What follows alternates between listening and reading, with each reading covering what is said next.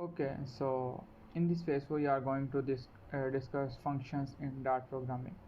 This is the fourth phase of Dart programming, and this is the second last phase of Dart programming course.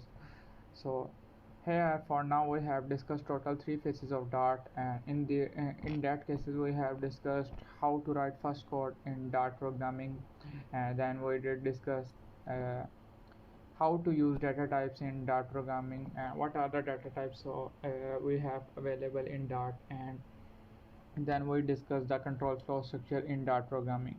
So this is the fourth phase, and in this phase we will discuss functions in Dart programming. So in this phase we will discuss these things: definition of functions and types of functions, and how to build functions, and then passing parameters to function, and then return type of a function. So the definition of function is this: functions are self-contained modules of code that accomplish a specific task. Function usually take in data, process it, and return a result. Once a function is written, it can be used over and over and over again. Function can be called from inside of other functions. So here are some two types of functions in Dart. Basically there are two types. The first one is user-defined function, and the second one is built-in function. So from the first day to now, we have discussed all the functions which are built-in functions, like printf, print function, void main function, stdin, dot readline sync. Basically this function was used to get the input from the user.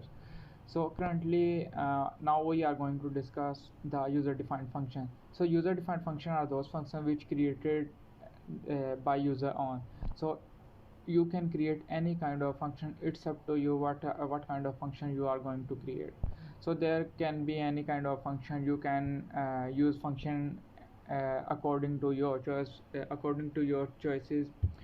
You can use functions for adding numbers, multiplication of numbers, or showing some message. Any kind of function you can create in Dart. So there are some advantages of functions which we have by which we achieve by using function. So the first one is easiness. It creates easiness in program, because we can create any kind of function according to our choice, like show message, add even numbers, or any kind of function we can create. And the second advantage is reduce complexity. So by using functions we can reduce the complexity of program. For example, instead of make changes manually one by one, we can make change in a function which will update update everything where the function is using.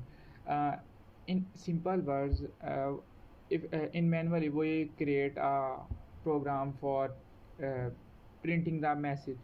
So for if we use the message at 10 places, so if I want to change the text in message, then I have to go and change manually one by one. So if I use a function there and call the function 10 times, and I want to change the message, then instead of changing one by one in manually, I should change the message which I have passed to a function.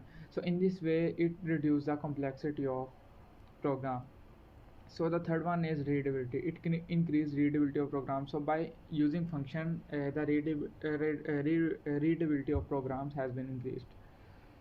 So this is a syntax of function. In syntax we have total three parts.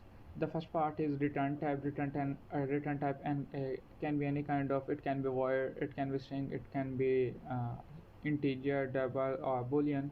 And then we have a name of function, and then we have a option to passing parameters of function.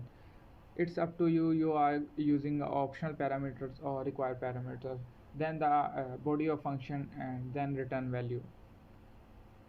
So here are some properties of function which we will discuss in this phase.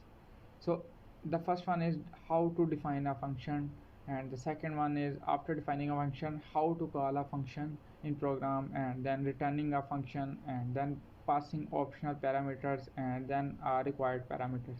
So these are the things that would be covered in this module.